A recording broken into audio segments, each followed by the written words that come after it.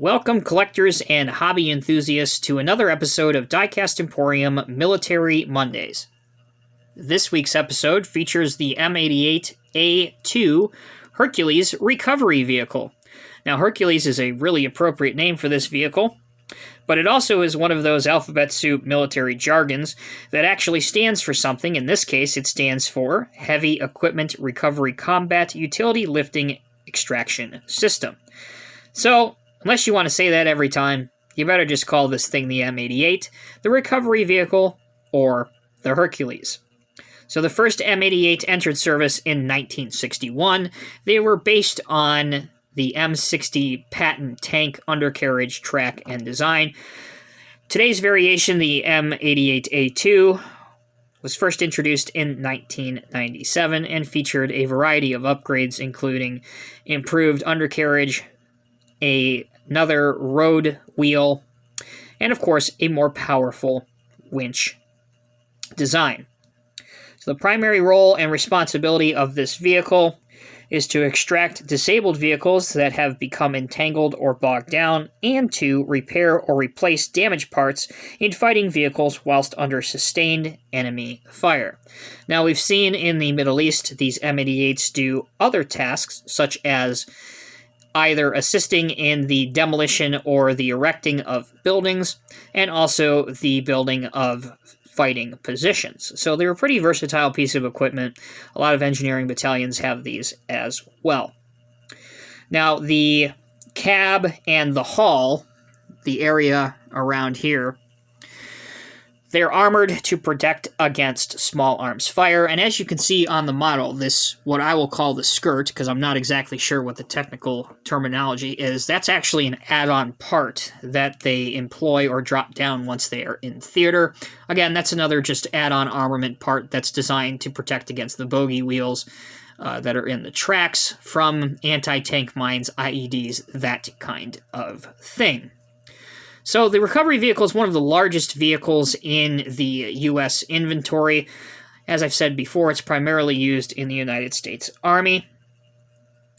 The main winch on the Hercules is capable of a 70-ton single-line recovery, and the A-frame boom, this part right here, so aptly named because it's in the shape of an A, can lift 35 tons when used in conjunction with the spade down.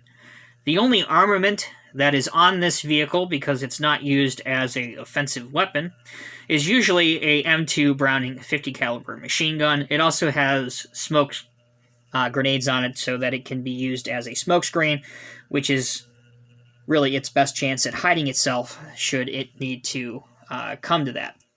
Alright, so that's information on the real M88, which is all well and good, but obviously if you're on this channel, you care about the real thing, but you really want to know about the model. This model was another one that was provided to me by my friend Greg at Small Scale Hobbies. There's the business card. You've seen this before, especially if you've seen the video on the cat models. He is in Manitowoc, Wisconsin. There's his contact information.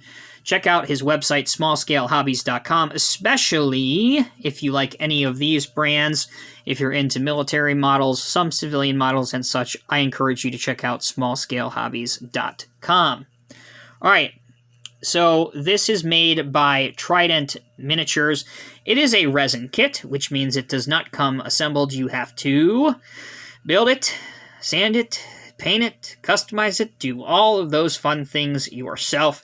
The Trident kit model number is 87041, and as I said, because it's resin and metal, you will have to do some sanding and some cutting and all kinds of fun things to do.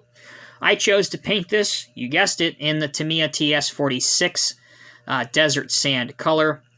You'll see Hercules in a tan color, you'll see some in jungle camouflage, and you'll see some in olive drab. I have yet to see any in any other color variations other than that. Now, you can see the spade is down. You can mount it up. You can choose to leave these off, if you will. As I said, those side skirts, which are what I'm going to refer to them as. So the A-frame boom, this is primarily what is used to recover tanks or vehicles in duress. You can kind of angle it and use it whatever way you want. When it's resting, it rests on this little A-frame mount here. I added this little piece of string and the little hook underneath it. The one that comes with it was damaged when I was cutting it off the sprue. My fault entirely. So I decided to make my own to make it passable. I don't think it looks that bad. Now, this is actually a pretty lightweight material, the actual lifting part, so I wouldn't say it's strong enough to actually pose it lifting a tank or, lifting any other plastic military vehicle that you would have. But I assume if you add some lead weight in here, maybe, potentially, you could get it to work where you're posing it lifting a piece of military engineering equipment or a broken down tank or whatever in a military diorama, which I think would look great. Obviously, I wanted to do mine as if it were parked in a yard or being loaded on the Oshkosh Heavy Equipment Transporter with the M1000 trailer, for example, which you might have seen in one of the previous episodes of Military Mondays. As for some of the other details, again, I'm not really sure what these are called, but these are little add-on pieces that come with the kit. It looks like there's another winch line up on front. The lights I haven't quite detailed just yet. And there's another circular, what I'm assuming is some sort of material or add-on piece that they would use for the winch. I think this is another tow bar. There's a hitch here at the back for winching out vehicles as well. Overall, it's a fun kit to assemble. It will take you several hours of carefully cutting everything from the spruce because it is not a plastic spruce. It is a, when you're dealing with resin or any other types of metal material, I honestly used a Dremel to cut out most of the stuff because it just, saved me some time and it allowed me to get, closer, precise cuts with it. Some of the stuff you could get away with a spruce cutter, like a tool like this, for example, if you've never seen one, which you should. But for those that may be new, a spruce cutter like this, or an X-Acto knife like this, for example. But honestly, I found with this type of hard material, a Dremel with a cutting head seemed to work best for me. So that will conclude this episode of Diecast Emporium Military Mondays. As I said before, I would encourage you, if you're interested in this model particularly, or of any other 187 scale military vehicles, specifically stuff from World War II or World War I, check out Greg's web shop, Small Scale Hobbies, smallscalehobbies.com. I guarantee you there's something on there for everyone, and his prices are very, very reasonable. As for me, I'm Tommy with Diecast Emporium. Thank you all so much for watching. Until next time, take care and be safe. I will see you in the next review.